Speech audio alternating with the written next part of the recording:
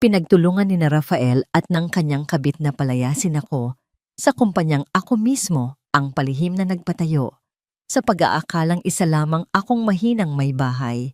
Hindi nila alam na ang Elena na binalasubas nila ay ang makapangyarihang si Isabela Montoya, ang tunay na may-ari ng bawat sentimong ipinagmamalaki nila. Ngayong pipirmahan na ni Rafael ang kanyang sariling kamatayan sa negosyo. Handa na ba siyang matuklasan na ang asawang itinapon niya ay ang reynang wawasak sa kanyang buong mundo? Ang samyo ng paboritong kare-kare ni Rafael ang unang bumati sa kanya pagpasok sa kanilang penthouse. Agad na sumilay ang isang munting ngiti sa mga labi ni Elena habang hinahalo ang sarsa. Maingat na tinitiyak na nasa tamang lapot ito tulad ng kung paano ito gusto ng kanyang asawa. 10 taon, 1 dekada na pala silang magkasama. Parang kailan lang nang nagsisimula pa lang sila sa isang maliit na apartment sa Quezon City, kung saan ang tanging yaman nila ay ang mga pangarap at ang pagmamahal sa isa't isa. Napatingin siya sa paligid. Ang malawak na penthouse na tanaw ang nagkikislapang mga ilaw ng Makati, ang mga mamahaling muebles, ang mga painting na nakasabit sa dingding. Lahat ng ito ay bunga ng kanilang pagsisikap, ng kanyang pagsisikap. Ngunit para kay Elena, ang mga material na bagay na ito ay palamuti lamang.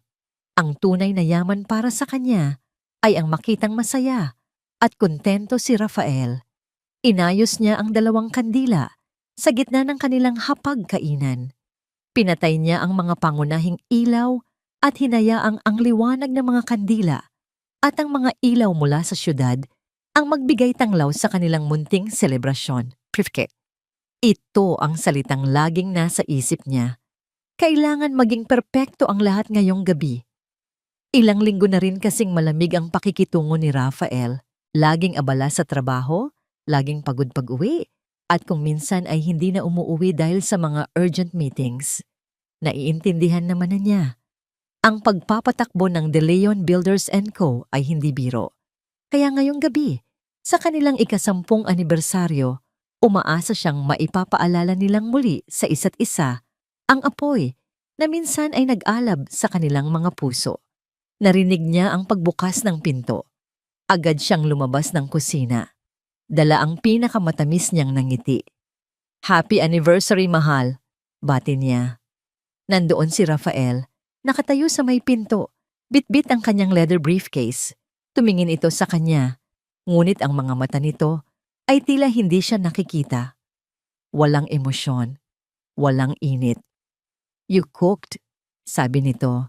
Hindi isang tanong, kundi isang pagkilala lang sa halatang katotohanan. "Of course, paborito mo," masiglang sagot ni Elena. Pilit na iwinawak si ang kaba na nagsisimulang kumalat sa kanyang dibdib.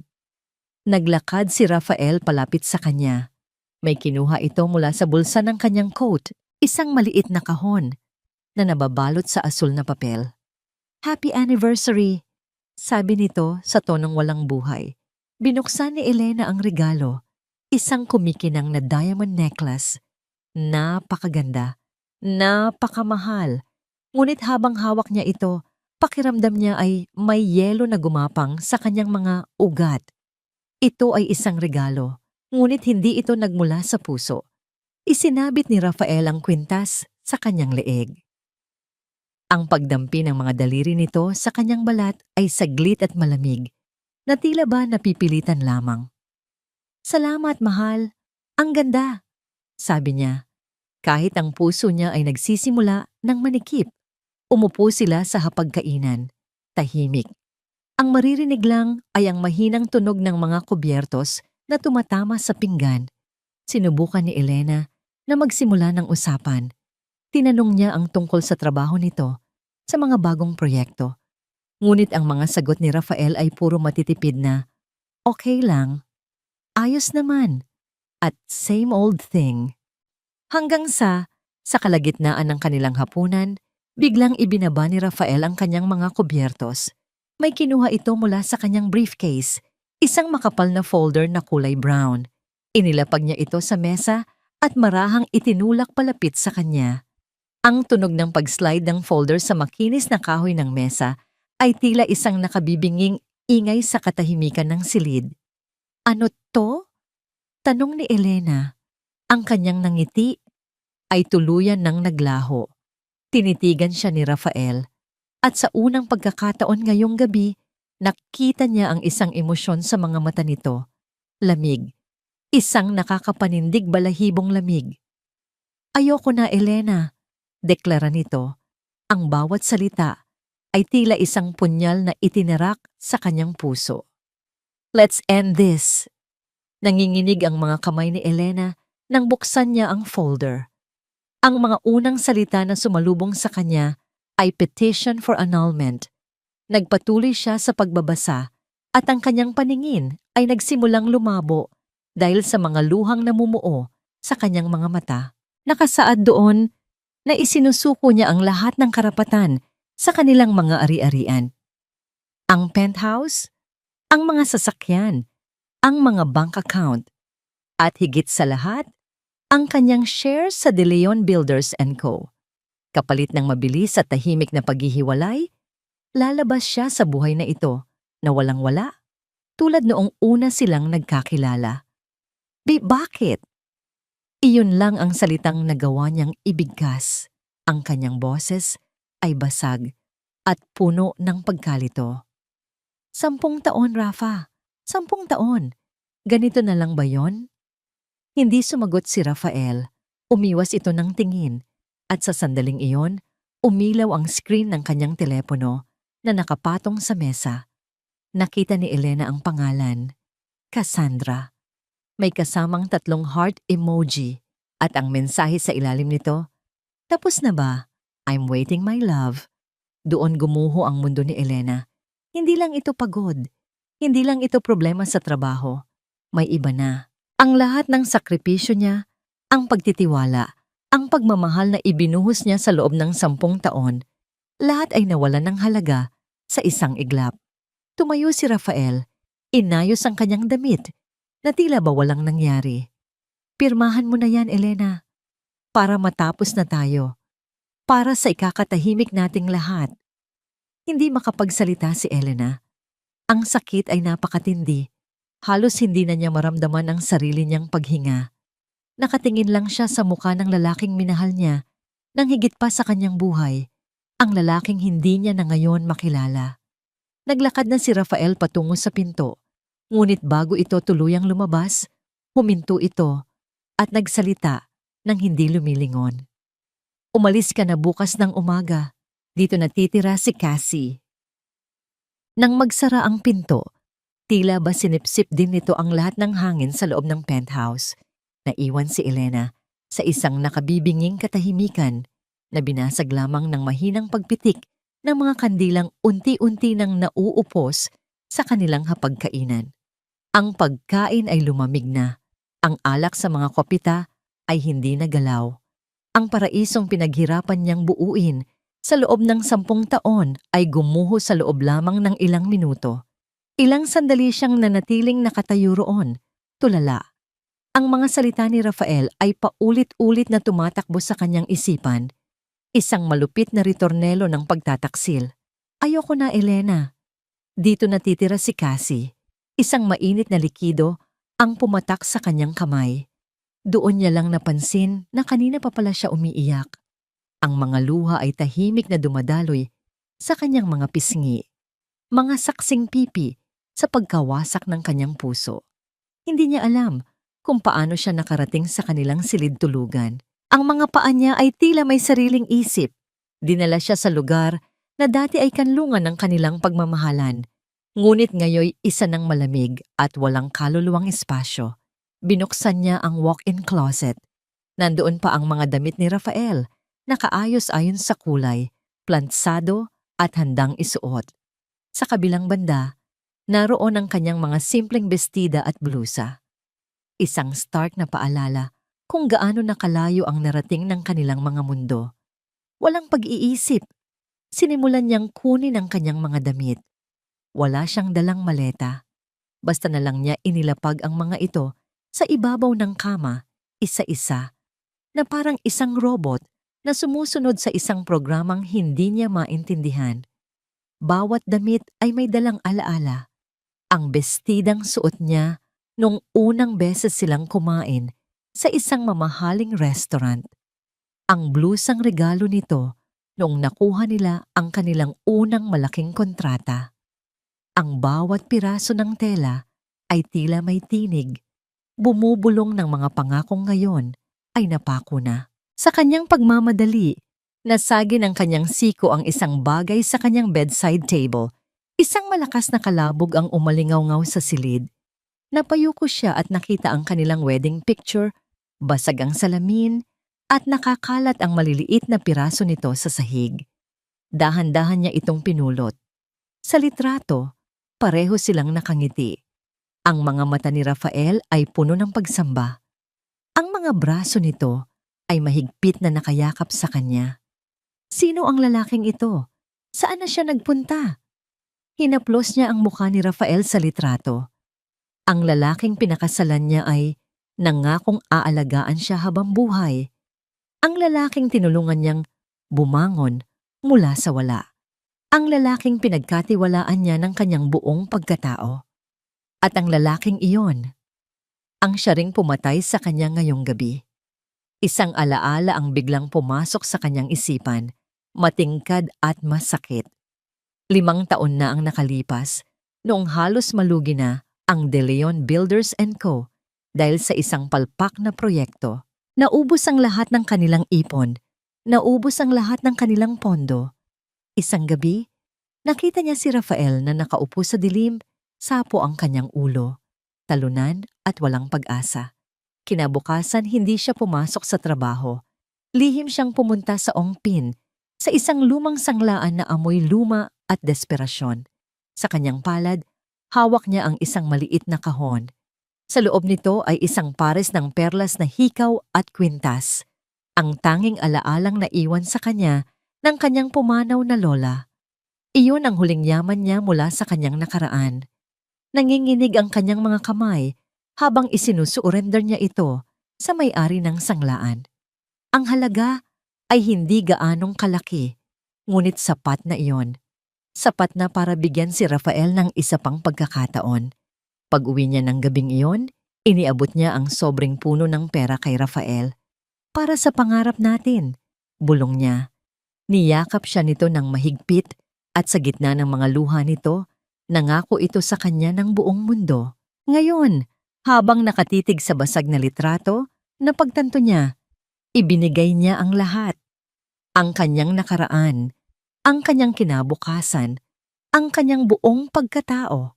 At ang kapalit ay isang malamig na penthouse, isang diamond necklace na walang pagmamahal, at isang utos na lisanin ng buhay na siya mismo ang tumulong magtayo. Napahagulhol siya. Ang tunog ng kanyang pag-iyak ay sinasalamin ng mga pader ng malaking silid. Ngunit sa gitna ng sakit, isang bagay ang nagbago. Ang matinding pighati ay dahan-dahang nagbigay daan sa isang umuusbong na damdamin, galit. Isang malamig at matalas na galit. Tumayo siya at humarap sa salamin. Ang nakita niya ay isang babaeng may magulong buhok, may namumugtong mga mata, at may mga bahid ng luha sa pisngi. Isang babaeng talunan, isang babaeng kawawa. Hindi. Mariin niyang bulong sa kanyang sarili. Pinunasan niya ang kanyang mga luha. Ngunit sa pagkakataong ito, hindi ito isang kilos ng pagsuko, kundi isang kilos ng pagpapasya. Ang kanyang mga mata, na kanina'y puno ng sakit, ay nagsimulang tumigas. May naalala siya. Isang bagay na matagal na niyang ibinaon at kinalimutan. Lumuhod siya at kinapa ang ilalim ng kanilang kama hanggang sa mahawakan niya ang isang luma at maalikabok na kahon ng sapatos. Binuksan niya ito. Sa loob, kasama ng ilang mga lumang sulat at litrato, ay isang lumang modelo ng telepono at isang SIM card na nakabalot sa plastic. Nanginginig pa rin ang kanyang mga kamay, ngunit ngayon ay dahil na sa ibang dahilan. Kinuha niya ang SIM card at maingat na inilagay sa telepono. Binuksan niya ito. Pagkatapos ng ilang sandali, umilaw ang luma nitong screen na tila isang multo mula sa nakaraan. Hindi niya tiningnan ng contacts. Hindi na kailangan.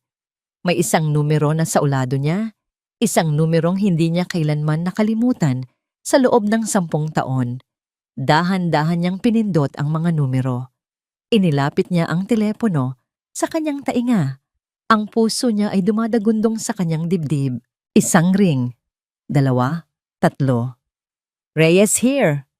Humigpit ang hawak ni Elena sa telepono. 10 taon niyang hindi narinig ang boses na yon, ngunit sariwa pa rin ito sa kanyang alaala. Ang boses ng taong pinagkakatiwalaan ng kanyang ama. Ang boses ng taong nangako na babantayan siya. Nag-atubili siya ng isang sandali at nagsalita na muli ang nasa kabilang linya. Sa pagkakataong ito ay may bahid na ng pag-aalala. Hello? Is anyone there? Huminga ng malalim si Elena. Pinipilit na patatagin ang kanyang boses. Pinipilit na pigilan ang panginginig nito. Ben! Bulong niya. It's me. Isang sandali ng katahimikan ang sumunod. Tila ba pinoproseso ng lalaki sa kabilang linya ang dalawang salitang yon. At nang magsalita itong muli, ang formal na tono ay ganap nang nawala, napalitan ng di maitatagong pagkabigla at pag-alala na pinaghalong-halo. Isabela?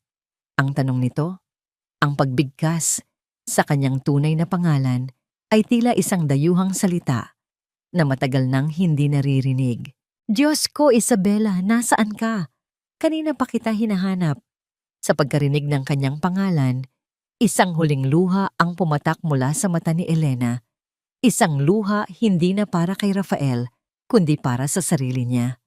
Para kay Isabela Montoya, ang babaeng akala niya ay matagal na niyang tinalikuran at ibinaon sa limot. Ngayong gabi, dahil sa isang malupit na pagtataksil, si Isabela ay muling nabuhay mula sa mga abo at hindi na siya papayag na tapak-tapakan paninuman. Pagpasok ni Rafael sa penthouse, kasama si Cassandra, isang hangin ng tagumpay ang sumalubong sa kanya. Ibang-iba sa mabigat at malungkot na katahimikang iniwan niya kanina. Ang liwanag ng mga kandila ay pinalitan ng kumikinang na ilaw mula sa mga chandelier. Ang samyo ng kare-kare ay napalitan ng amoy ng mamahaling pabango ni Cassandra. Finally, home! Bulong ni Cassandra. Ang kanyang mga braso ay mahigpit na nakapulupot sa leeg ni Rafael. Inangat niya ang kanyang mukha at hinalikan ito. Isang halik na puno ng pagnanasa at pag-aangkin. Our home.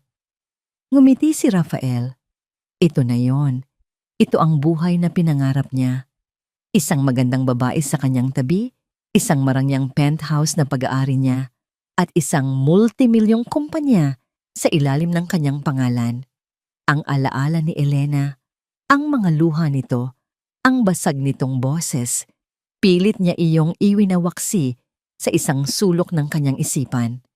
Si Elena ay parte ng nakaraan, isang hagdan na kinailangan niyang tapakan para marating ang tuktok. At ngayong nasa tuktok na siya, hindi na niya kailangang lumingon pa. Naglakad si Cassandra patungo sa walk-in closet. Ang kanyang mga balakang ay umuugoy sa bawat hakbang. Let's see what the saint left behind, sabi niya na may halong pang-uuyam. Sinundan siya ni Rafael, isang baso ng champagne ang hawak sa kamay. Pinanood niya habang binubuksan ni Cassandra ang aparador ni Elena. Isa-isa nitong inilabas ang mga damit. Mga simpleng bestida, mga blusang may bulaklak, mga pantalon na may konserbatibong hiwa. My God, Rafa, her clothes are so pathetic, sabi ni Cassandra. Iwinawas-siwas ang isang bestidang kulay beige. Parang pangmanang. How did you even stand looking at this for 10 years? Hinagis niya ang damit sa sahig na parang isang maruming basahan. Kinuha niya ang isa pa, isang mamahaling blusa na regalo ni Rafael, at ipinatong sa kanyang katawan. This one's not so bad, pero it looks better on me, don't you think? Tumawa si Rafael, kahit para siyang nakaramdam ng isang munting kirot sa dibdib, isang multo ng 10 taon na pilit niyang iwinawaksi. Everything looks better on you, Cassie. Tama, sagot nito at naglakad palapit sa kanya. Hinaplos nito ang kanyang mukha. This is an upgrade? I am your upgrade. Tandaan mo yan? Mayroong kakaibang kislap sa mga mata ni Cassandra. Isang kislap na hindi lang basta pagmamahal o pagnanasa. Ito ay isang bagay na mas malalim, mas matindi. Isang bagay na halos katulad ng paghihiganti. Habang nakatitig siya sa mga mata nito, isang alaala mula sa malayong nakaraan ang biglang sumagi sa kanyang isipan. 10 taon na ang nakalipas.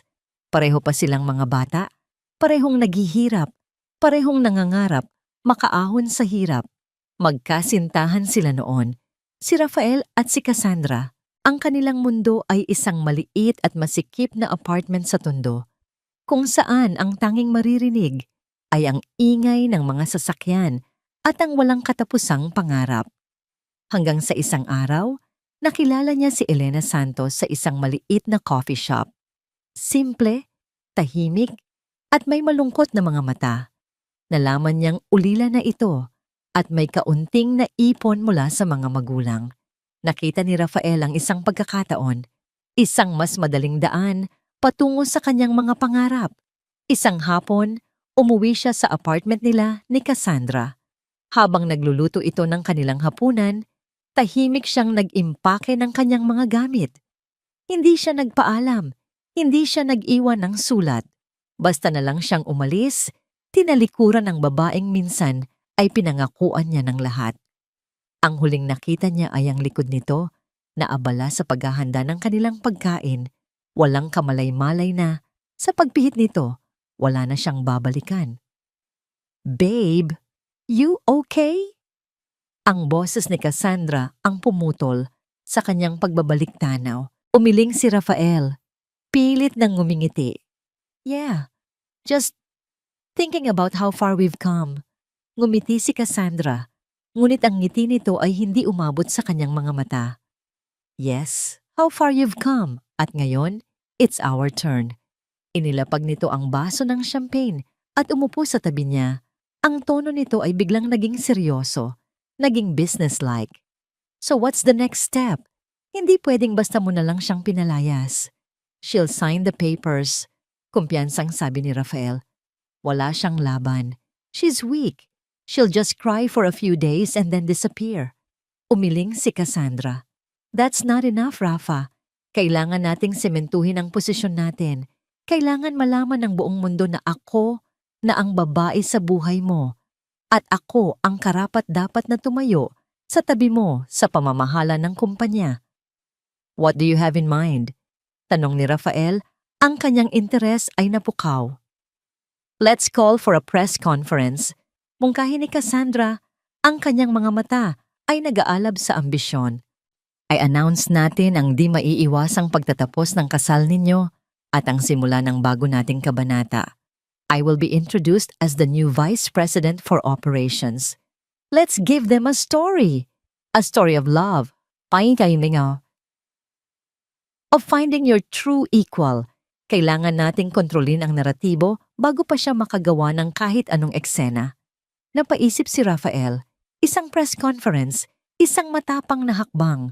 Ngunit iyon mismo ang kailangan niya para patunayan sa lahat, lalo na sa mga elitistang kasosyo niya sa negosyo, na siya na ang hari, na kaya niyang gawin ang kahit anong gusto niya. That's a brilliant idea, sabi niya. Hinahangaan ang talas ng isip ni Cassandra. Ngumiti ito, isang nangiting matamis, ngunit may nakatagong lason. Lumapit ito at bumulong sa kanyang tainga. Ang bawat salita ay tila isang sumpa. Hindi sapat na makuha lang natin ang kumpanya, Rafa. Kailangan nating sirain ang pangalan niya para wala na siyang babalikan. Kinabukasan, ang marangyang penthouse sa Makati ay tila isang malayong, masamang panaginip na lang. Ngayon, nakaupo si Elena sa loob ng isang malawak na opisina sa pinakatuktok ng isang gusali sa Bonifacio Global City. Ang mga dingding ay gawa sa salamin na nagbibigay ng walang harang na tanawin ng buong syudad. Isang tanawin na mas marangya at mas makapangyarihan kaysa sa anumang nakita niya mula sa penthouse nila ni Rafael.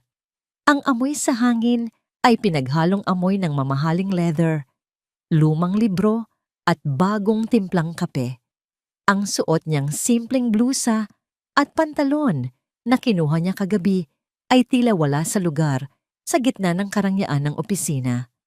Pakiramdam niya ay isa siyang dayuhan, isang impostor sa mundong ito. 10 taon niyang tinalikuran ang lahat ng ito para sa isang simpleng buhay, para sa pag-ibig.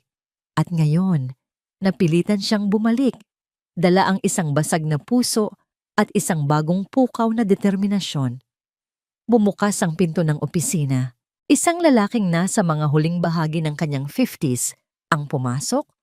Meron itong kulay abong buhok sa kanyang mga sentido at suot ang isang perpektong pagkakatahi na suit. Ang kanyang tindig ay nagpapakita ng awtoridad, ngunit ang kanyang mga mata ay puno ng isang malalim na pag-aalala na hindi maitatago. Ito, si Attorney Benigno Reyes, o Tito Ben, gaya ng tawag niya rito noong bata pa siya. Bella, sabi nito. Ang kanyang boses ay isang timpla ng ginhawa at lungkot. Hindi niya ginamit ang pangalang Elena. Sa silid na ito, siya si Isabella. Salamat sa Diyos at tumawag ka. For 10 years I've been waiting for this call. Tumayo si Elena. Ben, sabi niya, ang kanyang boses ay bahagyang nanginginig pa rin. Pasensya na kung... Shhh! Putol nito. Lumapit sa kanya at marahang hinawakan ng kanyang mga balikat. Isang kilos na puno ng pag-aaruga. Parang isang ama. Wala kang dapat ihingi ng tawad. Ang mahalaga ay narito ka na. Ang mahalaga ay ligtas ka. Tinitigan siya nito. He hurt you. Hindi iyon isang tanong. Tumango si Elena, hindi na napigilan ng isang luhang pumatak. He threw me away, Ben, like I was nothing. Umigting ang panga ni Ben. He is a fool, a blind and grateful fool. At malalaman niya sa lalong madaling panahon kung gaano kalaki ang kanyang pagkakamali. Inalalayan siya nitong maupo muli. Nagdala ako ng kape at nagpakuha na rin ako ng mga dokumento. Umupo si Ben sa tapat niya, sa likod ng isang malaking mesa na gawa sa mahogany. Mula sa isang briefcase, inilabas nito ang ilang makakapal at mukhang importanteng mga folder. Inilatag niya ang mga ito sa mesa sa pagitan nilang dalawa. Ang tunog ng paglapag ng mga folder ay may bigat. Tila ba dala nito ang bigat ng 10 taong kasinungalingan? Bella, alam kong masakit ang lahat ng ito. Panimula ni Ben sa isang malumanay, ngunit seryosong tono. Pero kailangan mong malaman ang buong katotohanan. Hindi lang tungkol sa pagtataksil niya, kundi tungkol sa lahat ng bagay na pinaniwalaan mo sa loob ng 10 taon. Binuksan nito ang unang folder. Sa loob ay mga papeles mula sa Securities and Exchange Commission, mga incorporation papers, at mga stock certificates. Noong sinabi mo sa akin 10 taon na ang nakalipas na gusto mong tulungan ang nobyo mong magtayo ng sarili niyang kumpanya, sumunod ako, sabilin mo, at sabilin ng iyong ama. Nagtayo tayo ng isang holding company sa ilalim ng Montoya Holdings. Ang pondong ginamit para itatag ang De Leon Builders & Co. ay hindi galing sa ipon mo o sa naibenta mong alahas. It came from a trust fund your father left for you. Isang maliit na porsyento lang yon, pero sapat na para magsimula. Nanlaki ang mga mata ni Elena. Aakala ko. Alam ko ang akala mo. Malungkot na sabi ni Ben. Hinayaan kitang maniwala sa gusto mong paniwalaan dahil iyon ang hiling mo. Gusto mong maramdaman niyang siya ang nagtagumpay. Pero ang katotohanan, Bella, ay ito.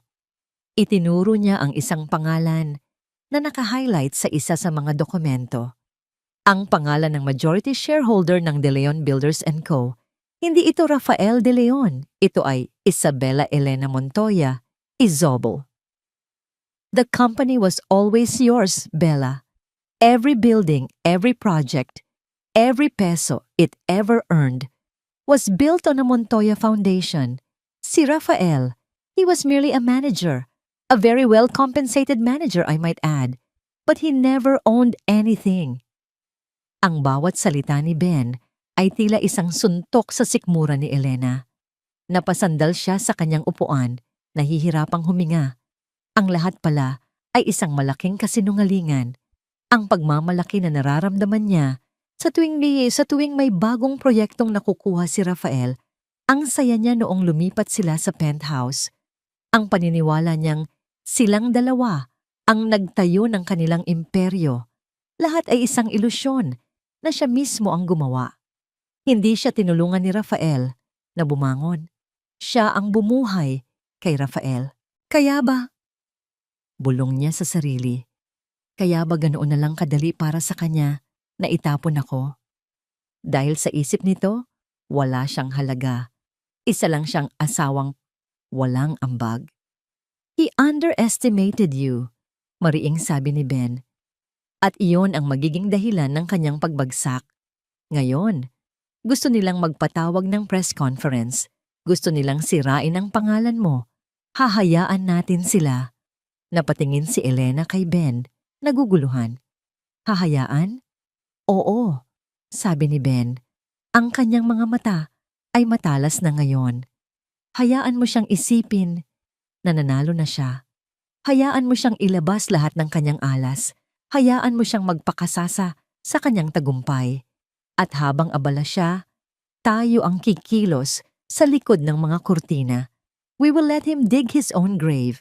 At pagdating ng tamang panahon, ibibigay natin sa kanya ang pala para tapusin ang hukay.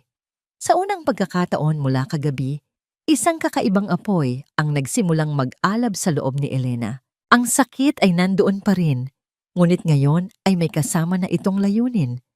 Ang mga luha ay napalitan ng isang malamig na resolusyon. Tumango siya. Ano ang kailangan kong gawin? Isang bahagyang nangiti ang sumilay sa labi ni Ben. Kumuha ito ng isa pang folder, mas manipis kaysa sa mga nauna. Dahan-dahan niya itong itinulak palapit kay Elena. Sa ngayon, magtago ka muna. Magpalakas ka. Pero pagdating ng araw ng pagtutuos, sa araw na pilitin kanyang pumirma sa harap ng lahat, ipinatong niya ang kamay sa ibabaw ng manipis na folder. Ito ang ipapapirma mo sa kanya. Lumipas ang isang linggo. Para kay Rafael, ito ang pinakamatamis na 7 araw ng kanyang buhay. Ang press conference ay naging isang malaking tagumpay. Kinagat ng media ang kanilang kwento. Ang kwento ng isang lalaking nakakulong sa isang walang pag-ibig na kasal, na sa wakas ay natagpuan ang kanyang tunay na kapareha sa katauhan ng isang matalino at magandang si Cassandra Morales. Si Elena ay naipinta bilang isang simpleng maybahay na hindi makasabay sa mabilis na pag-angat ng kanyang asawa. Isang malungkot na biktima ng tadhana, ngunit isang balakid sa mas malaking tagumpay. Sa loob ng De Leon Builders & Co., mabilis ang mga pagbabago. Opisyal nang ipinakilala si Cassandra bilang bagong vice-presidente. Ang kanyang larawan ay nakasabit na sa lobby, katabi ng kay Rafael. Magkasama nilang pinamunuan ang mga pulong, magkahawak kamay na nilibot ang mga construction site, at magkasamang nagdiwang kasama ang mga empleyado. Sila na ang bagong power couple ng industriya. Isang hapon, habang abala si Rafael sa pagpirma ng mga dokumento, pumasok si Cassandra sa kanyang opisina nang hindi kumakatok. Umupo ito sa kanyang malaking leather na upuan, itinaas ang mga paa sa ibabaw ng kanyang mesa, at umikot-ikot na parang isang reyna sa kanyang trono. Bagay sa akin ang upuan mo, mahal, sabi nito, may mapaglarong na malarong ngiti sa mga labi. Napangiti si Rafael, ngunit may kung anong kumurot sa kanyang dibdib. Dati, siya lang ang nakakagawa niyan.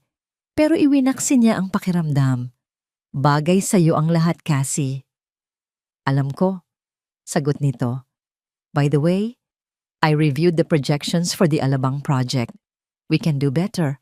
I'll have my revised proposal on your desk tomorrow.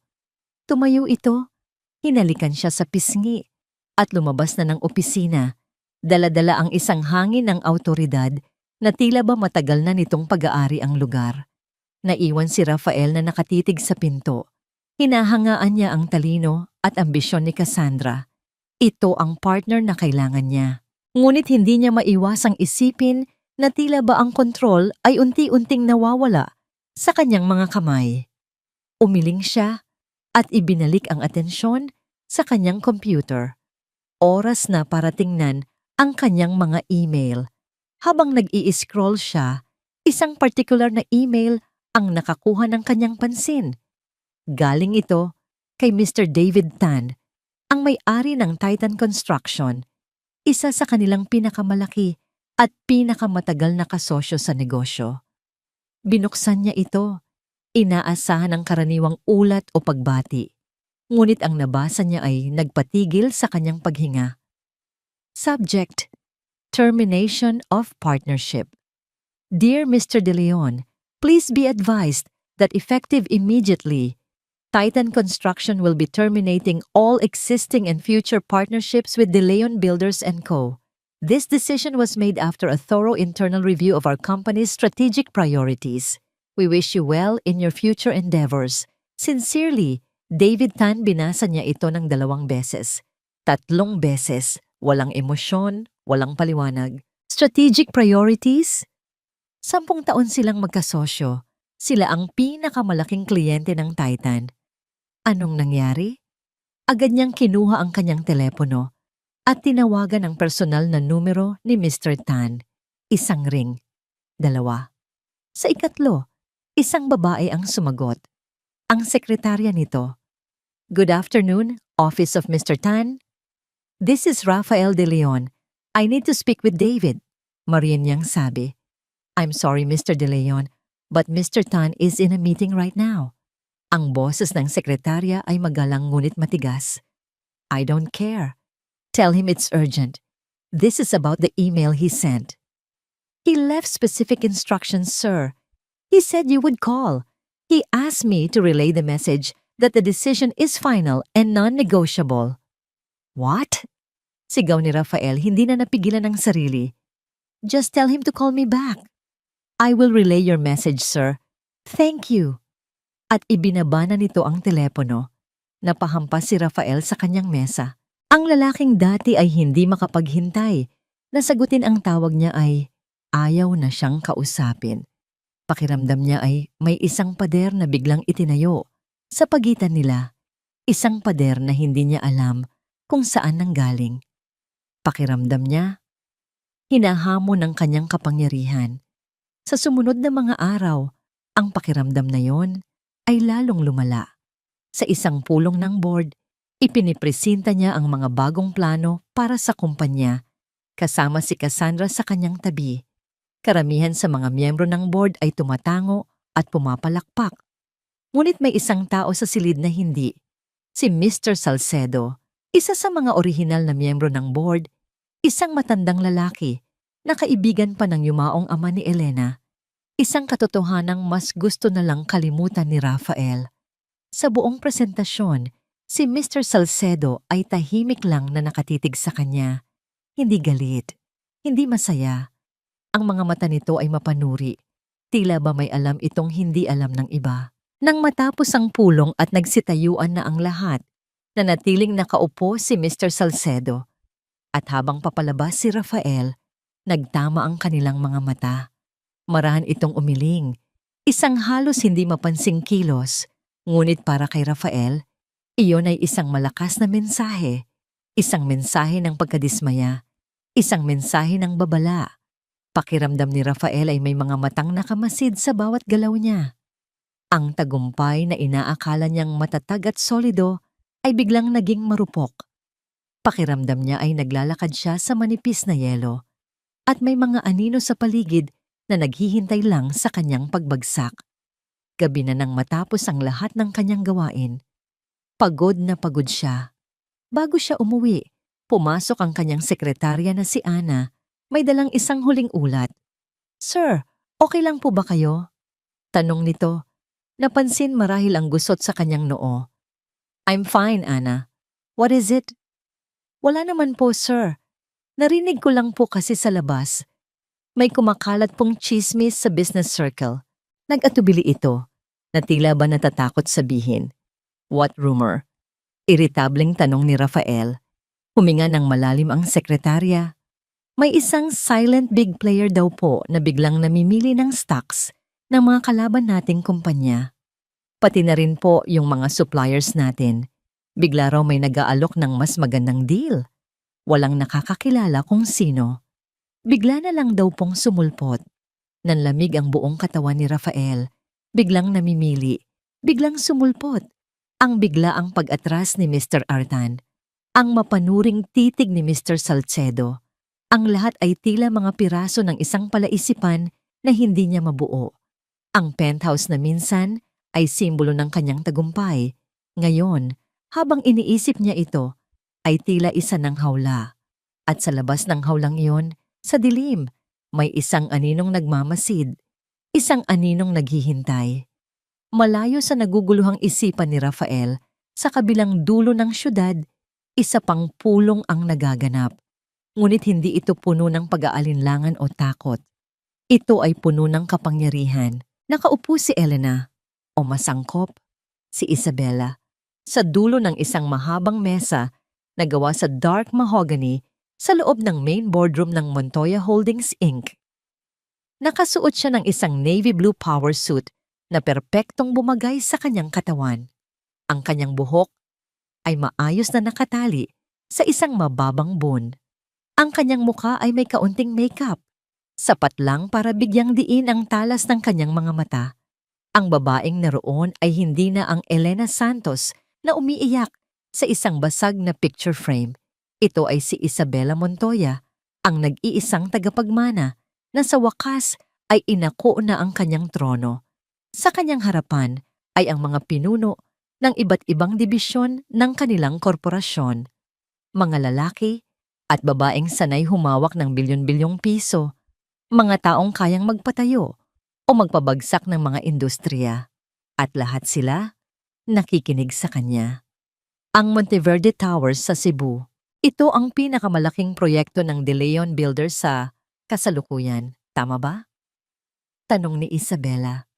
Ang kanyang boses ay kalmado, ngunit may bigat na naguutos ng respeto. Isang lalaki ang tumango. Opo, ma'am. It's their flagship project. Dito nakasalalay ang kanilang cash flow para sa susunod na 2 taon. Ngumiti si Isabela, isang ngangiting hindi umabot sa kanyang mga mata. Good. Mr. Chua. Tawag niya sa pinuno ng kanilang steel manufacturing division.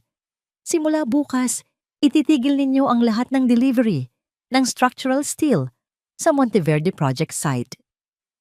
Nagulat si Mr. Chua. Pero ma'am, tayo po ang exclusive supplier nila. May kontrata po tayo. At sa kontratang yon, mabilis na sagot ni Ben Reyes na nakaupo sa kanan ni Isabela. Mayroong clause na nagsasabing Montoya Holdings reserves the right to suspend deliveries in light of unforeseen market volatility or internal corporate restructuring. Gamitin ninyo yan, Mrs. Lim. Pagpapatuloy ni Isabela, ang tingin niya ngayon ay nakatuon sa isang babaeng namamahala sa kanilang logistics and heavy equipment rental. I want all our cranes, bulldozers, and backhoes pulled out from their site, effective tomorrow morning. Ang rason, kailangan natin sila para sa isang urgent internal project dito sa Luzon. At sa lahat, sabi ni Isabela, ang kanyang tingin ay lumibot sa buong silid. Ang utos na ito ay confidential. Kapag may nagtanong mula sa De Leon Builders, ang tanging isasagot ninyo ay, we are following orders from the top. Walang pangalan, walang paliwanag. Naiintindihan ba? Isang sabay-sabay na, yes ma'am, ang umalingaw-ngaw sa silid. Sa unang pagkakataon, sa loob ng 10 taon, naramdaman ni Isabela ang bigat at ang kapangyarihan ng kanyang pangalan. Hindi ito paghihiganti. Para sa kanya, Ito ay hustisya. Ito ang unang hakbang para bawiin ang lahat ng ninakaw sa kanya. Kinabukasan, ang epekto ng kanyang mga utos ay tila isang lindol na yumanig sa buong operasyon ng De Leon Builders and Co. Nasa gitna ng isang masayang almusal, si Rafael at Cassandra sa penthouse nang magsimulang magring ang kanyang telepono. Ito ang kanyang project manager sa Cebu. "Sir, may problema po tayo." Sigaw ng lalaki sa kabilang linya. Ang kanyang boses ay puno ng pag-aalala. Lahat ng equipment ng Montoya biglang hinahatak palabas ng site. Ayaw din pong mag-deliver ng bakal ng planta nila. Napatayo si Rafael. Ang tinidor na hawak ay bumagsak sa kanyang plato. "Ano? Anong dahilan?" "Wala po, sir. Ang sabi lang, orders from the top."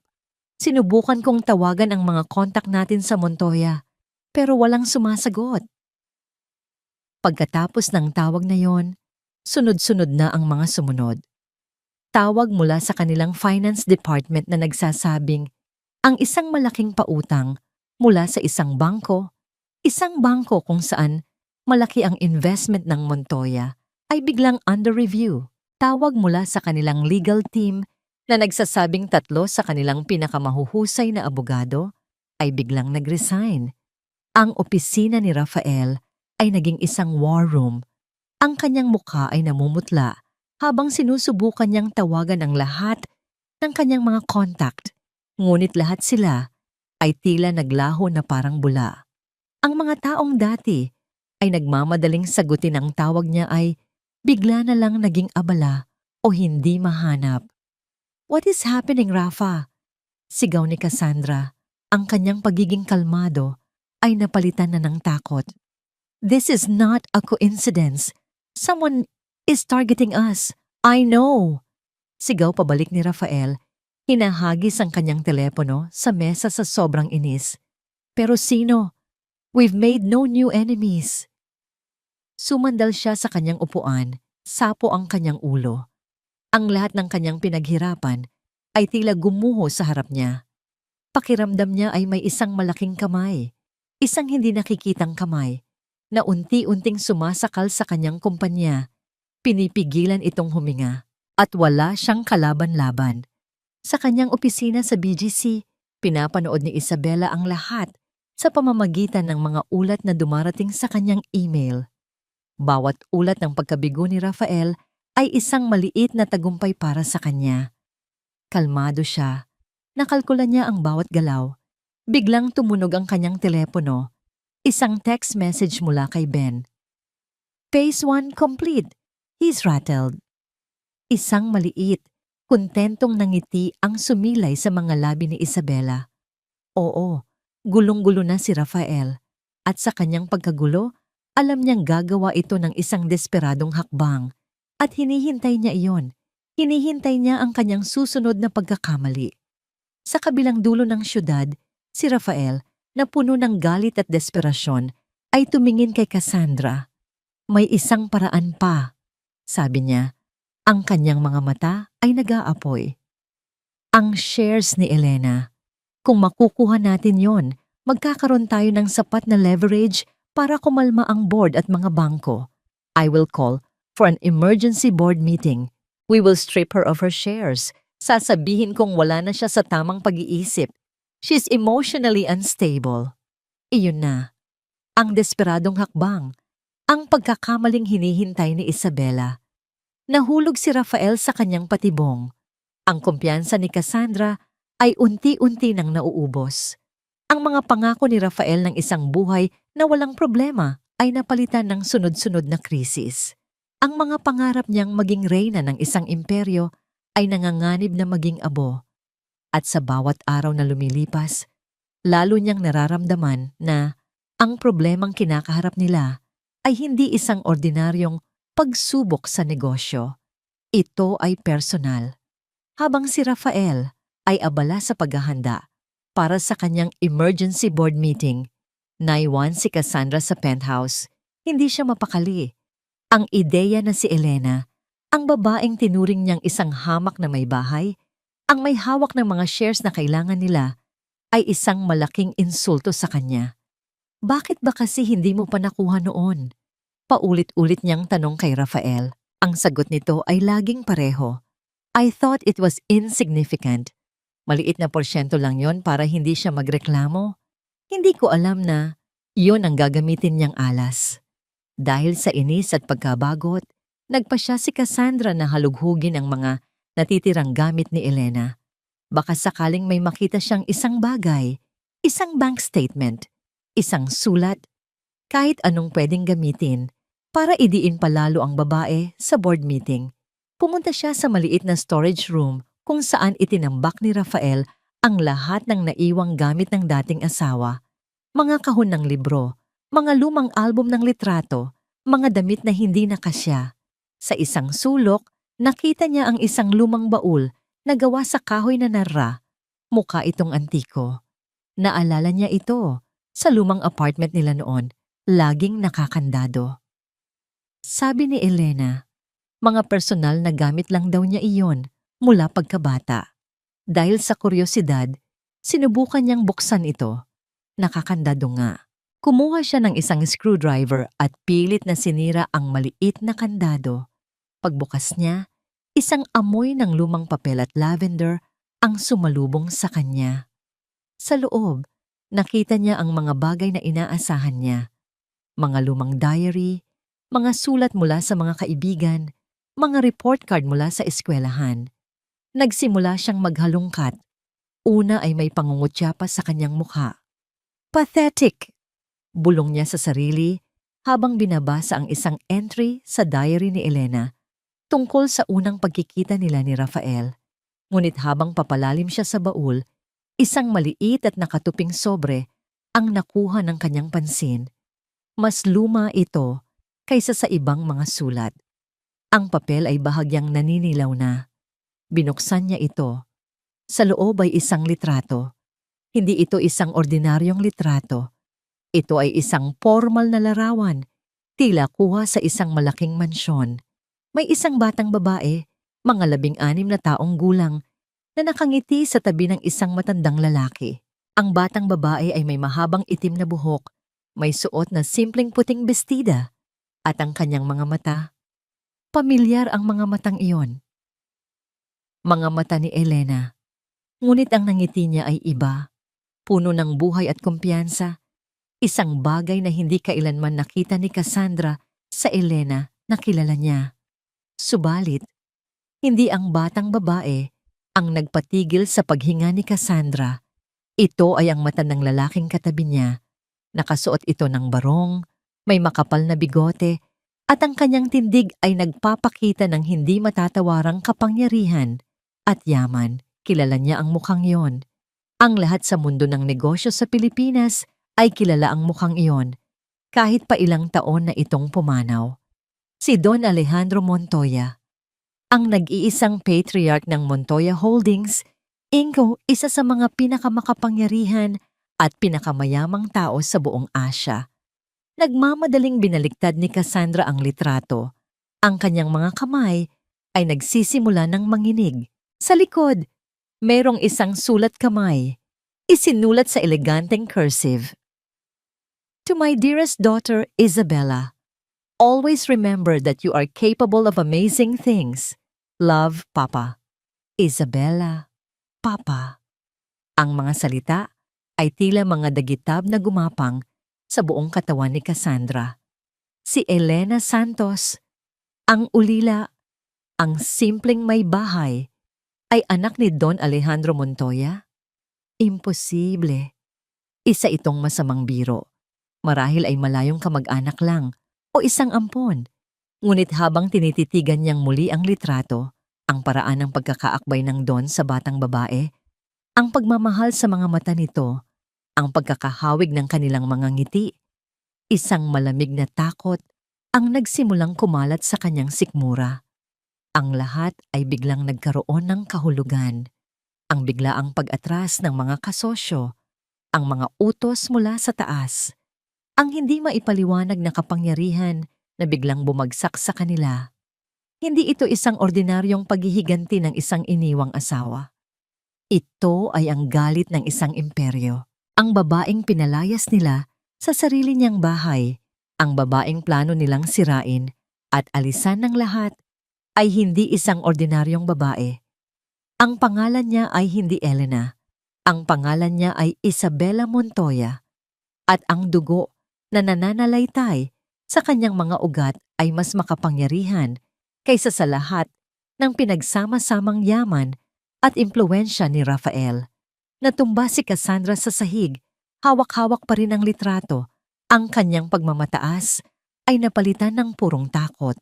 Ang kanyang ambisyon ay naging isang bangungot. Napagtanto niya na ang ahas na tinutukoy niya ay hindi si Elena. Ang ahas ay sila. At hindi nila namalayan na ang tinutuklaw nila ay isang leyon. Nanginginig siyang tumayo, dala-dala ang litrato, at tumakbo palabas ng silid. Kailangan niyang sabihin kay Rafael. Kailangan nilang itigil ang board meeting. Kailangan nilang tumakas. Ngunit sa kaibuturan ng kanyang puso, alam niya na huli na ang lahat. Sinimulan nila ang isang giyera na wala silang kakayahang ipanalo. Ang babaeng tinawag niyang pathetic at manang ay hindi pala isang simpleng kalaban. Siya pala ang mismong laro, ang may-ari ng buong chessboard. At sila ay mga pawn lamang na malapit ng matanggal sa laro. Parang isang buhawi si Cassandra nang pumasok ito sa home office ni Rafael. Nagkalat ang mga dokumento sa mesa at si Rafael ay abala sa pakikipag-usap sa telepono. Ang kanyang boses ay puno ng awtoridad na pilit niyang pinaninindigan. I don't care about the risks. Just make it happen. Sigaw niya sa kausap bago ibagsak ang telepono. Napansin niya si Cassandra na nakatayo sa may pinto, namumutla at nanginginig. What's wrong with you? Para kang nakakita ng multo. Iritableng sabi ni Rafael. Ang stress ng mga nakaraang araw ay nag-iwan sa kanya na mainitin ang ulo at walang pasensya. Hindi sumagot si Cassandra. Dahan-dahan itong lumapit at nanginginig na inilapag ang litrato sa ibabaw ng mga papeles ni Rafael. Sino to, Rafa? Tanong niya. Ang kanyang boses ay halos isang pabulongo. Tiningnan ni Rafael ang litrato. That's Elena? Nung bata pa siya. At, teka, natigilan siya. That's Don Alejandro Montoya. Paano? Paano siya nagkaroon ng litrato? Kasama yan. Basahin mo ang likod. Utos ni Cassandra. Kinuha ni Rafael ang litrato. Binaliktad niya ito. Ang mga mata niya ay paulit-ulit na binasa ang mga nakasulat. To my dearest daughter, Isabella. Love, Papa. Isang malamig na kaba ang biglang gumapang sa kanyang likuran, ngunit mabilis niya itong iwinaksi. Ang kanyang isipan, na sanay na sa pagtanggi sa mga katotohanang hindi niya gusto, ay agad na gumawa ng isang depensa. Coincidence! Mabilis niyang sabi, kahit ang sarili niya ay hindi kumbinsido. Baka ampon, baka inaanak, o baka peke to. Elena is an orphan from a simple family. Iyon ang kwento niya. Iyon ang alam ko sa loob ng 10 taon. Ngunit habang sinasabi niya ito, ang mga piraso ng palaisipan ay nagsimulang mag-ugnay sa kanyang isipan. Ang biglaang yaman, ang mga koneksyon na hindi niya maipaliwanag, ang pagiging pribado ni Elena tungkol sa kanyang pamilya. Rafa, are you insane? Sigaw ni Cassandra. Ang takot nito ay nagiging galit. Tingnan mo ang paligid natin. Ang kumpanya natin ay bumabagsak at hindi natin alam kung bakit. Hindi ba pumasok sa isip mo na baka konektado ang lahat ng ito? Na ang babaeng tinuring nating basura ay may hawak palang alas na mas matindi pa sa barahan ng hari? Tumigil ka! Sigaw pabalik ni Rafael, ibinabato ang litrato sa mesa. Ang ideya na si Elena, ang kanyang tahimik at sunod-sunurang Elena, ay mas makapangyarihan sa kanya ay isang insulto na hindi kayang tanggapin ng kanyang ego. Kahit pa totoo yan, anong magagawa niya? For 10 years, she hid. For 10 years, she acted like a nobody. Why would she suddenly change now? Dahil lang iniwan ko siya? She doesn't have the guts. Ngunit alam ni Rafael na nagsisinungaling siya sa sarili niya. Ang mga pangyayari ay hindi kasinungalingan. Ang pag-atake sa kanilang negosyo ay totoo at mabagsik dahil sa takot na mawala ang lahat at dahil sa galit na baka totoo ang sinasabi ni Cassandra. Gumawa si Rafael ng isang desperadong desisyon. Kung ang kalaban ay gumagamit ng kapangyarihan, kailangan niyang gumamit ng paninira. Kung hindi niya kayang talunin si Elena sa pera, tatalunin niya ito sa kahihiyan. May alas pa ako, sabi niya. Ang kanyang mga mata ay nagdidilim sa isang mapanganib na determinasyon. Kung gusto nilang maglaro ng marumi, then let's play dirty. Kinuha niya ang kanyang telepono at tinawagan ng isang numero mula sa isang burner phone na ginagamit niya para sa mga espesyal na transaksyon. Ito ang numero ng isang private investigator na may kaduda-dudang reputasyon. Isang taong kayang gumawa ng kahit anong ipagawa mo, basta't tama ang bayad. I need a job done, fast, sabi ni Rafael sa kabilang linya. I need evidence. I need you to create evidence. Kailangan kong patunayan na ang dating asawa ko, ay may ibang lalaki. Naninanakawan niya ang sarili naming kumpanya. Nagkaroon ng sandaling katahimikan sa kabilang linya bago sumagot ang isang magaspang na boses. That's a tall order, Mr. De Leon, and a very expensive one. Kailangan ng mga litrato, mga peking bank statement, mga peking email. I don't care about the cost. Putol ni Rafael. I want it done by tomorrow morning. I need something to present at a board meeting. Something that will destroy her reputation completely. Something that will make her look like a crazy, vindictive, and cheating wife para walang sino man ang papanig sa kanya. Consider it done, sagot ng lalaki. Pagkababa ng telepono, humarap si Rafael kay Cassandra. Ang takot sa mukha nito ay napalitan ng pag-aalinlangan. Rafa, sigurado ka ba dyan? Baka lalo lang tayong mabaon. Ito na ang huling barahan natin, Cassie, sabi ni Rafael. Sinisikap na kumbinsihin ang sarili niya higit kanino man. We expose her as a fraud, a cheater. We paint her as unstall. The board will have no choice but to side with me. Ibibigay nila sa akin ang shares niya. At kapag nangyari yon, tapos na ang laro. Mananalo tayo. Tiningnan niya ang mga dokumentong inihanda niya para sa pulong. Ang kanyang plano ay perpekto na sa kanyang isipan. Gamit ang mga pekeng ebidensya, ipipinta niya si Elena bilang isang halimaw. At siya, si Rafael De Leon, ang magiging biktima, ang mabait na asawang pinagtaksilan at sinubukang sirain. Umupo siya sa kanyang computer at nagsimulang mag-type ng isang email. Ang subject line, Urgent Meeting, The Removal of Elena Santos. Ipinadala niya ito sa lahat ng miyembro ng Board of Directors. Sa ilalim ng email, naglagay siya ng isang maikling mensahe, confidential files with supporting evidence to be presented during the meeting. Habang pinipindot niya ang send button, isang ngiti ng tagumpay ang sumilay sa kanyang mga labi.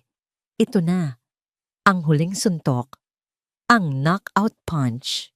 Hindi niya alam na ang suntok na kanyang inihahanda ay hindi para sa kanyang kalaban. Ito ay para sa kanyang sarili. Isang linggo nang nakatira si Elena sa isang marangyang service suite sa BGC na pag-aari ng Montoya Holdings.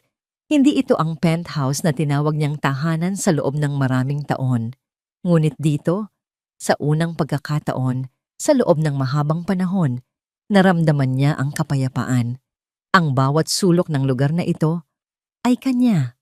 Walang mga alaala ni Rafael, walang mga multo ng pagtataksil. Nakatayo siya sa balkonahe, hawak ang isang tasa ng mainit na tsaa at pinagmamasdan ang paglubog ng araw sa likod ng mga nagtataasang gusali ng Makati. Mula rito, natatanaw niya ang mismong gusali, kung nasaan ang De Leon Builders & Co., kung nasaan ang penthouse na dati niyang inuuwian. Dati, ang tanawing iyon ay nagdudulot sa kanya ng pagmamalaki. Ngayon, isa na lang itong paalala ng isang buhay na binuo sa kasinungalingan. Sa mga nakaraang araw, habang si Rafael ay nagkakagulo, si Elena naman ay abala sa muling pagtuklas sa kanyang sarili. Sa tulong ni Ben, inaral niyang muli ang mga pasikot-sikot ng kanilang negosyo. Binasa niya ang bawat ulat, bawat financial statement, bawat kontrata. Ang talinong matagal niyang itinago sa likod ng pagiging isang simpleng may bahay ay unti-unting lumalabas, mas matalas at mas mapanganib kaysa dati. Biglang tumunog ang kanyang telepono, isang email mula kay Ben. Ang subject, FDUDU Urgent Meeting, The Removal of Elena Santos. Binuksan niya ito. Kalmado niyang binasa ang maikling mensahe ni Rafael sa Board of Directors. Napangiti siya ng mapait. The removal of Elena Santos. Parang isang sakit na kailangang tanggalin. Ganoon na pala ang tingin sa kanya ng lalaking minsan ay nangakong mamahalin siya habang buhay. Ilang sandali pa, bumukas ang pinto ng kanyang suite.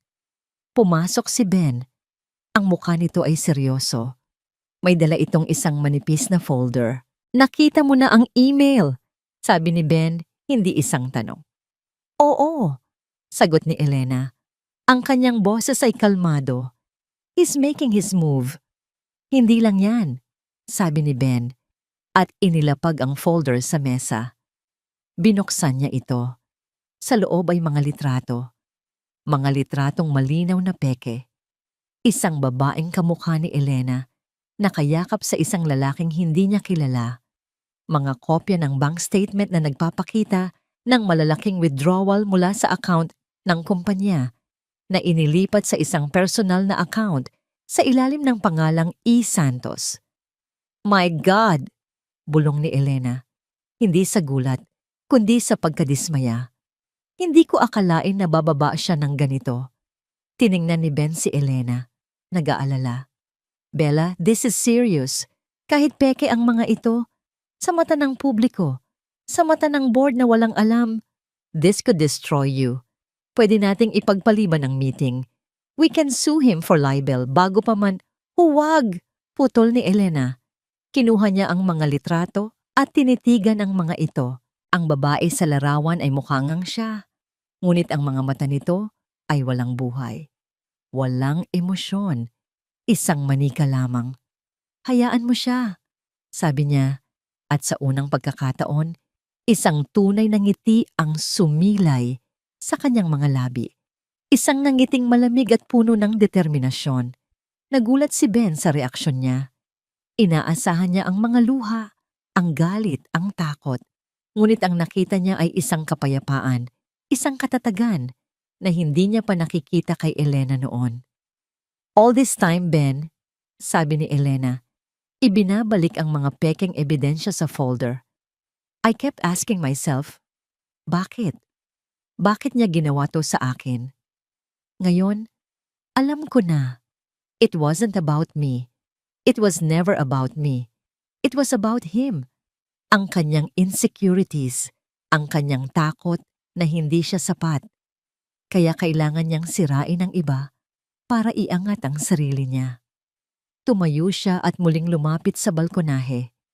Ang araw ay tuluyan ng lumubog at ang mga ilaw ng syudad ay nagsimula nang kumislap na parang mga bituin sa lupa. Ang sakit ay nandoon pa rin, isang mapurol na kirot sa kanyang puso. Ngunit hindi na nito kayang kontrolin ang kanyang pagkatao. Ito ang sandaling tinatawag na all is lost. Sa mata ni Rafael, bukas ay ang kanyang katapusan. Bukas, siya ay sisirain, dudurugin, at tatanggalan ng lahat. Ngunit sa loob-loob niya, alam ni Elena na hindi ito ang katapusan. Ito pa lang ang simula. Humarap siyang muli kay Ben. Ang kanyang mga mata ay nagliliyab sa isang apoy na hindi kayang patayin ng anumang kasinungalingan. Ang babaeng mahina at umiiyak sa dilim ay tuluyan ng naglaho. Sa kanyang kinatatayuan ngayon ay si Isabela Montoya, handa nang bawiin ang nararapat sa kanya. Hayaan mo siyang isipin na nanalo na siya, sabi ni Elena. Ang kanyang boses ay matatag at walang bahid ng pag-aalinlangan. Bukas, sa harap ng lahat ng taong gusto niyang paniwalain, malalaman niya kung sino talaga ang kinakalaban niya. Ang conference room ng De Leon Builders & Co. ay puno ng tensyon. Nakaupo sa paligid ng mahabang mesa ang board of directors. Ang kanilang mga mukha ay nagpapakita ng iba't ibang emosyon, pag-aalala, kuryosidad, at pagdududa. Sa dulo ng mesa nakatayo si Rafael De Leon. Ang kanyang tindig ay puno ng kumpiyansa na tila ba isa siyang general na mangunguna sa isang sigurado ng panalong laban. Sa kanyang tabi, bahagyang nasa likuran ay si Cassandra, nakasuot ng isang pulang damit. Ang kanyang mukha ay isang perpektong maskara ng suporta at pag-aalala. Sa kabilang dulo ng mesa, mag-isang nakaupo si Elena. Nakasuot siya ng isang simpleng itim na bestida. Tahimik lang siya. Ang kanyang mga kamay ay magkapatong sa ibabaw ng mesa. Ang kanyang katahimikan ay tila isang malalim na lawa sa gitna ng isang paparating na bagyo. Isang katahimikang ipinagkamali ni Rafael bilang takot at pagkatalo. Mga Ginoo, mga ginang, panimula ni Rafael. Ang kanyang boses ay umaalingaw-ngaw sa silid. Pinatawag ko ang kagyat na pulong na ito dahil sa isang napakasensitibong bagay. Isang bagay na hindi lang nakakaapekto sa kumpanyang ito, kundi pati na rin sa integridad ng pangalang De Leon. Ikinumpas niya ang kamay at ang projector ay naglabas ng isang imahe sa malaking screen. Ang pekeng litrato ni Elena na may kasamang ibang lalaki. Isang bulungan ang kumalat sa silid. Sa loob ng maraming taon, pagpapatuloy ni Rafael, ang kanyang boses ay puno ng pekeng pighati. Naging mabuti akong asawa kay Elena. Ibinigay ko ang lahat, ngunit lingid sa aking kaalaman, sa likod ng aking mga sakripisyo ay isang pagtataksil. Sunod-sunod niyang ipinakita ang mga pekeng ebidensya, ang mga bank statement, ang mga email.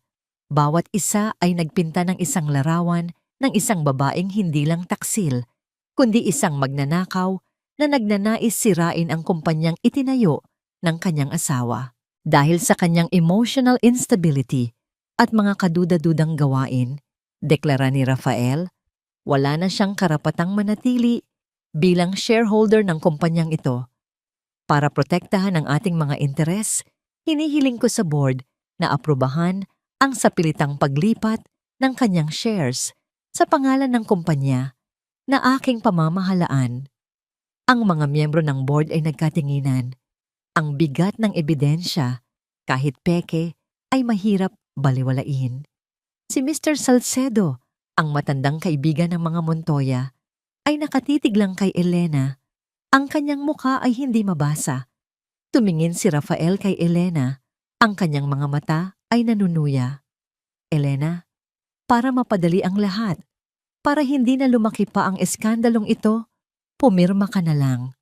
Isang staff ang lumapit kay Elena at naglapag ng isang folder sa kanyang harapan.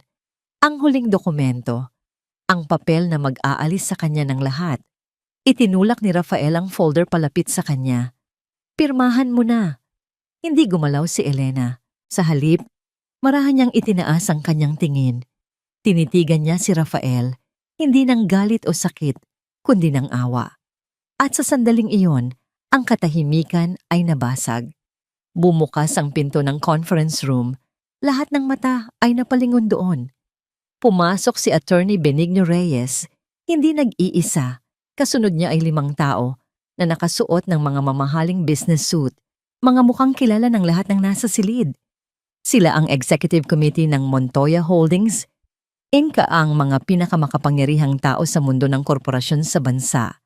Napatayo si Rafael, ang kanyang kumpiyansa ay biglang naglaho. Attorney Reyes, anong ginagawa ninyo rito? This is a private meeting. Hindi na ngayon. Malamig na sagot ni Ben. This meeting, Mr. De Leon, is illegal. dahil hindi mo inimbitahan ang tunay na may-ari at ang chairman of the board ng kumpanyang ito.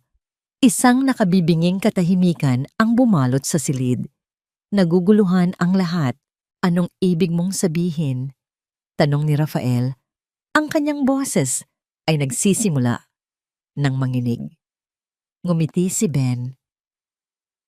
Hayaan ninyong ipakilala ko sa inyo ang aming chairman. Sa harap ng lahat, dahan-dahang tumayo si Elena. Ang babaeng nakayuko kanina ay biglang tumuwid. Ang kanyang tindig ay nagbago. Ang kanyang aura ay napalitan ng isang kapangyarihang hindi pa nakikita ni Rafael kailanman. Lumapit siya sa projector at kinuha ang remote. Pinatay niya ang imahe ng pekeng litrato. Humarap siya sa board. Mga ginoo, mga ginang, sabi niya. At sa pagkakataong ito, ang boses niya ay hindi na ang mahinang boses ni Elena Santos. Ito ay ang boses na sanay mag-utos, ang boses ni Isabela Montoya. Patawad sa naging palabas.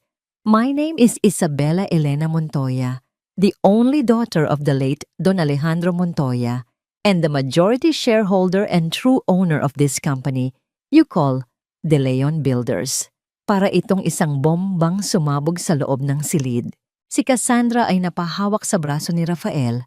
Ang kanyang mukha ay tila nakakita ng multo. Si Rafael ay nakatitig lang, hindi makapaniwala. Ang kanyang mundo ay gumuho sa isang iglap.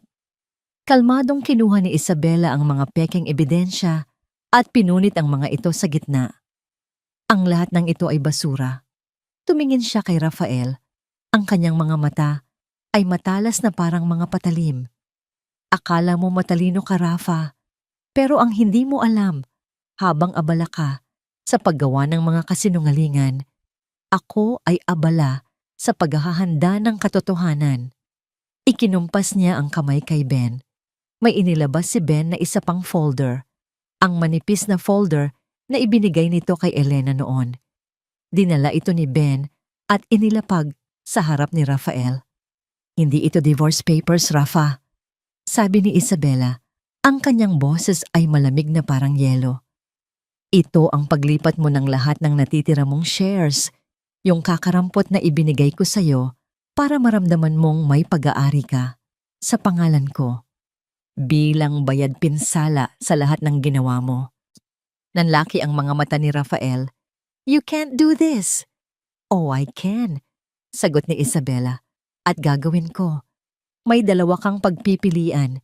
Pirmahan mo yan at umalis ng tahimik o haharapin mo ang kasong estafa, perjury at corporate fraud na ihahain ng Montoya Holdings laban sa'yo.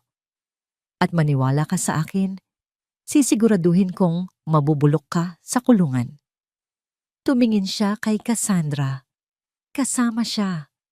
Si Rafael ay napatingin sa mga mukha ng board of directors. Ang paghanga ay napalitan ng pagkasuklam. Tumingin siya kay Cassandra na dahan-dahang bumibitaw sa kanya na tila ba isa siyang nakakahawang sakit. At tumingin siya kay Isabela, ang babaeng minamaliit niya, ang babaeng tinapakan niya, na ngayon ay nakatayo sa kanyang harapan. Hawak ang kanyang buong mundo sa mga palad nito. Nanginginig ang kanyang mga kamay. Kinuha niya ang ballpen. Pirmahan mo. Utos ni Isabela. At sa ilalim ng matalas na titig ng babaeng minsan niyang sinira, si Rafael de Leon ay pumirma sa kanyang sariling hatol. Oh! Matapos pirmahan ang dokumento, tila ba may isang malakas na hangin ang humigop sa lahat ng lakas ni Rafael. Ang kanyang mga balikat ay bumagsak. Ang kanyang muka ay nawalan ng kulay. Ang lalaking pumasok sa silid na yon bilang isang hari ay isa ng ngayong pulubi sa harap ng tunay na reyna. Tapos na tayo, sabi ni Isabela. Ang kanyang boses ay walang bahid ng tagumpay. Tanging isang malamig na pagtatapos. Hindi niya natinapunan ng tingin si Rafael. Humarap siya sa board. Mga ginoo, mga ginang, magkakaroon tayo ng opisyal na pulong bukas ng umaga para pag-usapan ang bagong direksyon ng Montoya Construction. Ang pagpapalit ng pangalan ay tila isang huling sampal sa mukha ni Rafael. Ang pangalang De Leon, Ang pangalang pinaghirapan niyang itayo sa kasinungalingan ay binura na parang isang pagkakamali. Pumasok ang mga abogado ng Montoya Holdings. Kinausap nila si Rafael at Cassandra. Ipinapaliwanag ang mga kasong kriminal na maaari pa nilang harapin kung gagawa sila ng anumang gulo. Corporate fraud, forgery, perjury, ang bawat salita ay isang pako na lalong nagbaon kay Rafael sa kanyang kinasasadlakan. 2 security guard na nakasuot ng barong ang marahang lumapit sa kanya. "Sir, kailangan na po ninyong umalis," sabi ng isa, magalang ngunit matatag. Hindi siya makagalaw. Tumingin siya sa paligid ng silid. Ang mesang pinamunuan niya sa loob ng maraming taon, ang mga bintanang tanawang syudad na akala niya ay sa kanya. Lahat ay hindi na kanya. Nagsimula siyang maglakad. Ang kanyang mga paa ay tila gawa sa tingga. Ang mga miyembro ng board ay umiiwas ng tingin na tila ba siya ay isang nakakahawang sakit. Pagdating niya sa pinto, lumingon siya, umaasa sa isang huling sulyap mula kay Isabela.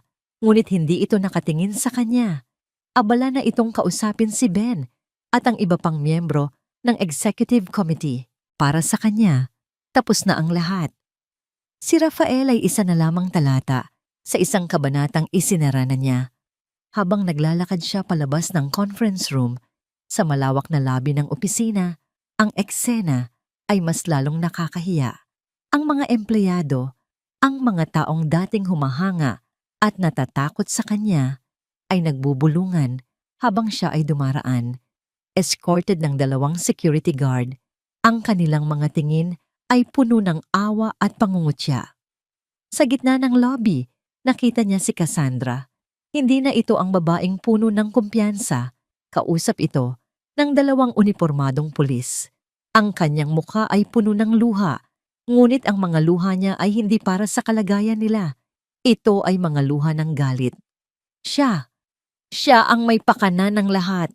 Sigaw ni Cassandra nang makita si Rafael, itinuturo siya na parang isang kriminal. "Sinunod ko lang ang utos niya. Biktima lang din ako. He manipulated me." "Cassandra, shut up!" Sigaw ni Rafael, ngunit huli na. Ang babaeng pinili niya.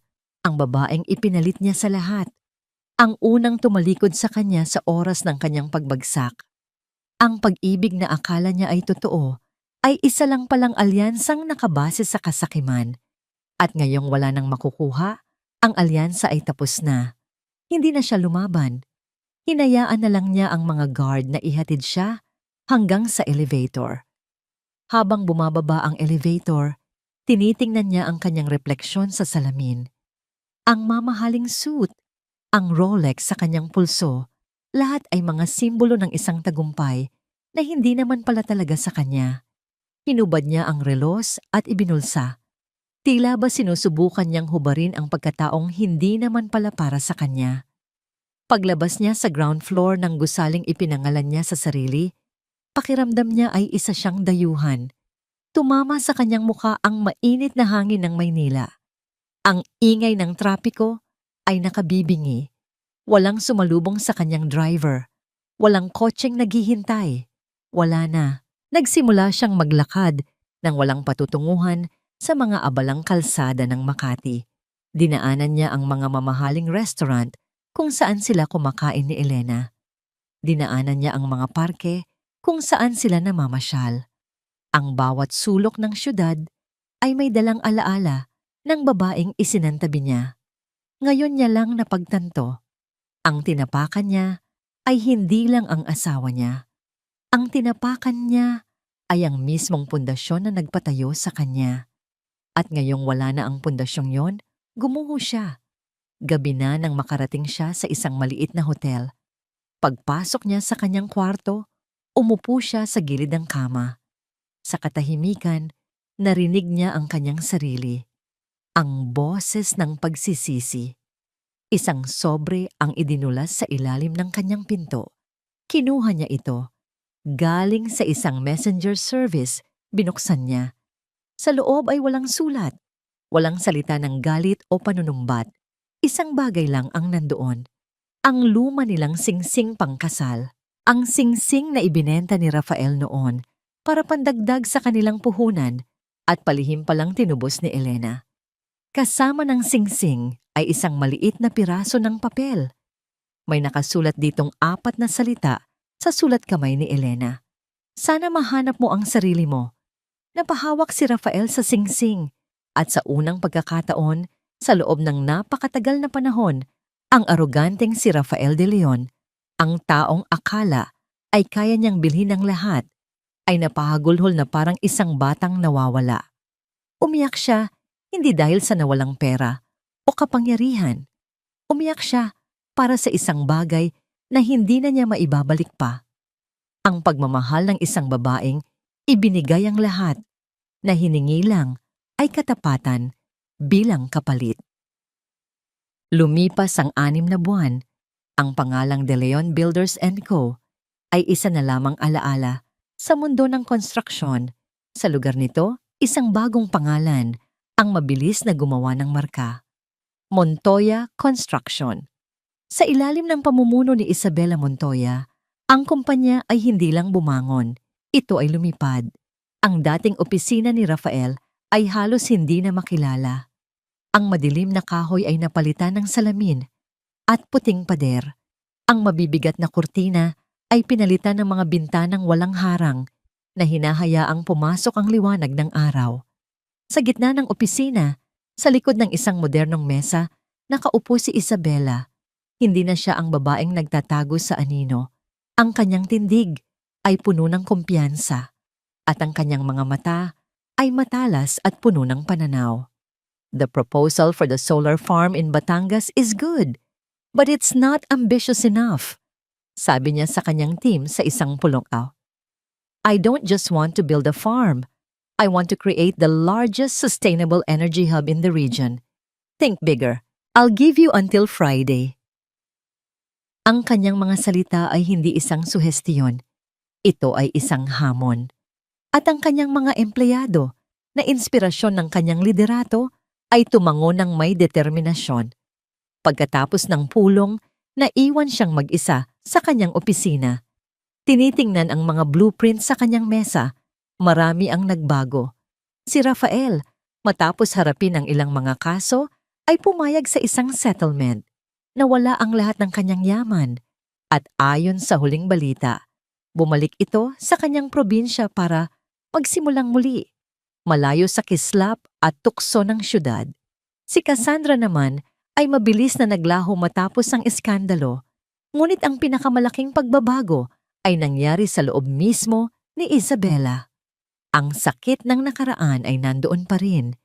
Isang peklat na marahil ay hindi na tuluyang maghihilom, ngunit hindi na ito isang sugat na nagdudulot ng pighati. Isa na itong paalala.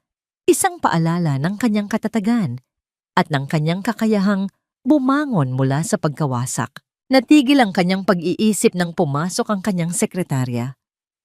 Ma'am Isabela, may bisita po kayo. Isang babae ang pumasok.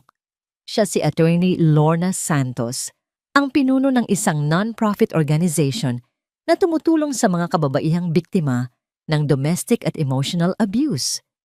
Isa ito sa mga organisasyong palihim na tinutulungan ng Montoya Holdings sa ilalim ng direksyon ni Isabela. Isabela, I just wanted to personally thank you, sabi ng abogada. Ang kanyang mga mata ay puno ng pasasalamat. Dahil sa donasyon ng kumpanya ninyo, nakapagbukas kami ng isang bagong shelter sa Quezon City. Maraming buhay ang mababago dahil sa'yo. Trabaho lang po yun, sagot ni Isabela. Isang matamis na ngiti ang sumilay sa kanyang mga labi. Sa pagtulong sa iba, natagpuan niya ang isang mas malalim na kahulugan sa kanyang tagumpay. Ang pagbangon niya ay hindi lang para sa sarili niya. Ito ay para maging isang ilaw para sa iba na nasa dilim. Pagkaalis ng kanyang bisita, pumasok naman si Ben. May dalang 2 tasa ng kape. Mukhang maganda ang araw ng ating chairman, biro nito. It's a productive day, sagot ni Isabela, tinatanggap ang kape. Speaking of productive, sabi ni Ben, tumawag ang legal team. The settlement with Rafael is finalized. Tapos na talaga ang lahat. You are officially and completely free. Tumango si Isabella. Isang bigat ang tila na bunot mula sa kanyang dibdib. Tapos na. May isa pa pala, sabi ni Ben. May mapaglarong ngiti. May nagpadala sa'yo nito. Inabot nito sa kanya ang isang maliit na bouquet ng mga puting rosas. Walang granding palamuti. Simple lang at elegante. Mayroon itong maliit na card. Binuksan ito ni Isabella. Thank you for the wonderful meeting. Looking forward to working with you and building something great together. Architect David. Si Architect David ay isang bagong kasosyo sa negosyo, isang binatang arkitekto na kilala sa kanyang mga innovative at eco-friendly na disenyo. Sa mga pulong nila, hindi maikakaila ang paghanga sa mga mata ni David. Isang paghanga hindi lang sa kanyang posisyon, kundi sa kanyang talino at paninindigan. Ngumiti si Isabella. Hindi ito isang nangiting pilit o isang nangiting malungkot. Ito ay isang tunay na ngiti na nagmula sa isang pusong unti-unti nang naghihilom at muling natututong magtiwala. Hindi niya alam kung saan hahantong ang lahat. Walang pangako, walang kasiguraduhan. Ngunit sa unang pagkakataon, hindi siya natatakot sa kung anong hindi niya alam. Tumayo siya at lumapit sa malaking bintana ng kanyang opisina. Tanaw niya ang syudad. Isang syudad na minsan ay naging saksi sa kanyang pagbagsak at ngayon ay saksi sa kanyang muling pagtindig. Ang pag-ibig na pagtanto niya ay hindi tungkol sa pagsasakripisyo ng sarili. Ito ay tungkol sa paghahanap ng isang taong bubuuin ka, hindi sisirain. At ang tunay na kaligayahan ay hindi matatagpuan sa pag-asa sa iba, kundi sa pagbuo ng sarili mong mundo, sa sarili mong mga kamay. Hawak ang mga bulaklak, tumanaw siya sa hinaharap, handa na para sa bagong simula. Ang kwento ni Elena Santos, na kilala rin bilang Isabella Montoya, ay paalala na ang kabutihan ay maaaring abusuhin, ngunit hindi kailanman dapat maliitin. Sa likod ng imahe ng isang simpleng may bahay ay isang babaeng nagsakripisyo ng lahat, pangalan, kapangyarihan, at pagkakakilanlan para itaguyod ang lalaking minahal niya. Ngunit nang manaig ang kasakiman at pagtataksil, dumating ang araw ng pagbubunyag. Sa silid pulong kung saan inakala ni Rafael na siya ang hari, doon niya natikman ang bigat ng sariling kasalanan.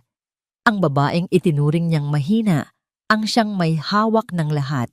Sa isang tahimik ngunit matalinong hakbang, ibinalik ni Elena ang hustisya, hindi sa pamamagitan ng sigaw, kundi ng katotohanan. Ang kwentong ito ay nagpapaalala sa atin, ang masama ay may hangganan, at ang mabuti, kahit masaktan, ay may gantimpala. Kung ikaw ang nasa kalagayan ni Elena, patatawarin mo ba ang pagtataksil o pipiliin mong igalang ang sarili at magsimulang muli? Kumusta ka ngayon, kaibigan? May pinagdaraanan ka rin bang pagsubok? Naway magsilbing lakas ang kwentong ito sa'yo. Ibahagi ang iyong saloobin sa comments. Nakikinig kami at mahalaga ka rito.